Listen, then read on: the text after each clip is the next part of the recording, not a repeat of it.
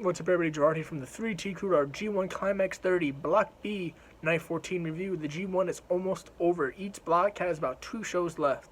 And it's also really heating up on our podcast. We just dropped a new off the table with our baseball topic discussion. We drafted our own teams of wrestlers to form our own baseball teams. Check it out on Apple, Spotify, TuneIn Radio, iHeartRadio, Podbean, and everywhere else you can find podcasts. If you want to support the 3T Crew, buy our new t-shirts on ProWrestlingTees.com. The best site to have wrestling merchandise, right? Check us out on there. We have 2 new designs for our brand new spanking logo. It's fire. Definitely cop that. If you want to follow us on social media, check us out at Twitter on 3T Pod, on Instagram at Through the Table and iStrongStyle, and on TikTok at iStrongStyle. Now let's jump into our review. Path of Dominance, Young Lion action. Yota Tsuji versus Gabriel Kidd. They've had a heated rivalry throughout this tournament, and Gabriel Kidd once again picks up a win over Yota. Very spirited competition, even throughout the whole standard Young Lions thing. With their limitations they have, they provided a decent match. Now let's jump right into our B block action. Yoshihashi versus Zack Sabre Jr. Yoshihashi has nothing to fight for, except his own pride, and he brought an intense competition to Zack Sabre Jr., but at the end of the day, he took the L. You know, he's not on donut like Yujiro Takahashi, so he still at least has that going for him. But he did take the loss. Zack Sabre Jr. once again picks up a win. He has an outside chance of winning this tournament. Don't see it happening, though. Now we're on our second match of the evening. Toru Yano and his comedic gold stick that he got going on. It's hilarious. First, Kenta, Little K, who's broke his schneid, so to speak. He was considered cursed in his G1, according to himself. He's on a losing streak, and he recovered here with a win over Toru Yano, where he out-Yano'd Yano? What? Yeah, he out-Yano'd him. He won by tying him up to the Titantron and running into the ring. It's typical Yano stuff, but Kenta was the one who pulled it off. It's pretty cool to see Yano's shenanigans come back to bite him in the ass every so often. Now they did their break after that, where they cleaned the ring due to COVID-19. They sanitized the ring, which is very well done. No other promotions are doing that right now. And they promote their merchandise with that awesome jingle that they have. Now we jump into our rest of our action. We have 3 more matches. You know, they do the triple main event, so to speak, if you want to call it that. Kicks off with Sanada versus Juice, the flamboyant one, Juice Robinson. I like this match, and I like the finish more than the match itself.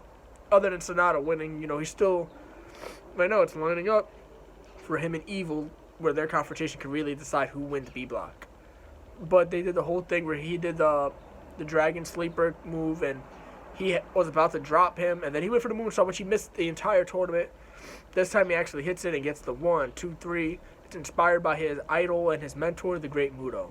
So it's pretty cool to see him actually starting to pick up momentum after a very, very slow start. I'm not too worried about that. I still am very strong behind my B block pick. Now another match that came after that was our semifinals, our semi-main event. Hiroki Goto versus the ace of the universe, Hiroshi Tanahashi. Once again, Goto's kind of already out of it, and I've mentioned that Tanahashi is still at an outside chance. He's a dark horse to win. I don't think that's the case anymore after the ending. Hiroki Goto won this one, and Tanahashi looks like he's done in this tournament. Sad to say, because I'm a big Tanahashi mark, but it is what it is. It is what it is. So now Goto won, and he had a crazy GTR off the top rope. Very physical, spirited competition between the two. Given their more old school oriented performers, it provided a very old school, strong style type of performance. Check this match out for sure. This is arguably my match of the night, for sure. Now the main event, we've already seen this match a couple times in the past couple months, so it's very stagnant to an extent. Tetsuya Naito versus Evil. Evil once again won with typical Dick Togo stuff. You know, we've all been tired of it. And it's kind of, it's getting him over as a heel. But, excuse me, my allergies is damn killing me, by the way. But Evil is getting him over as a heel. But at the same time, it's annoying as a viewer to watch it. And I get why they're doing it. Because you're not supposed to cheer the heels, guys. Believe it or not, you're not supposed to cheer the heels. I know the heels are cool in other promotions where, you know, that's what you want to get behind. And it's a cool thing to cheer the bad guy. But that's not how wrestling's supposed to be. So I get why they're doing this. So Evil won with plenty of interference from Dick Togo as always.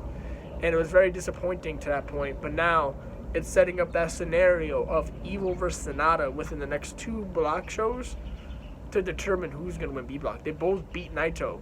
So Naito needs both of them to lose, and then he needs them to draw for him to win, if I got my math correct. I don't know if that's going to happen, but that's what we got on deck for B block next 2 nights. It's starting to really heat up. The tournament's almost done, guys. It's crazy. We're already on night 14.